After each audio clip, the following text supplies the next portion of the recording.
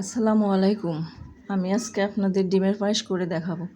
প্রথমে চুলায় প্যান বসিয়ে 1 পোয়া দুধ দিয়ে অনবরত নাড়তে হবে যাতে দুধে সর না পড়ে। ডিমটা ভালো করে ফেটে নিতে হবে, ডিমে যাতে লামস না থাকে।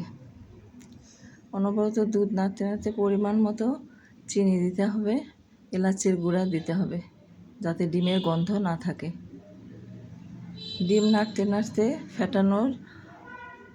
ফেটানো ডিমটা একসাথে না দিয়ে আস্তে আস্তে এভাবে দিতে হবে। একসাথে দিলে জমাট বেঁধে যাবে, তাই একটু একটু করে দিয়ে অনবরত নাড়তে হবে যাতে ডিমটা জমাট বেঁধে না যায়।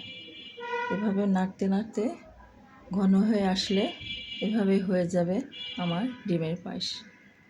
তারপর সুন্দর করে পরিবেশন করবেন। আমার চ্যানেলটিতে সাবস্ক্রাইব করবেন, লাইক দিয়ে আমার পাশে থাকবেন। ধন্যবাদ সবাইকে।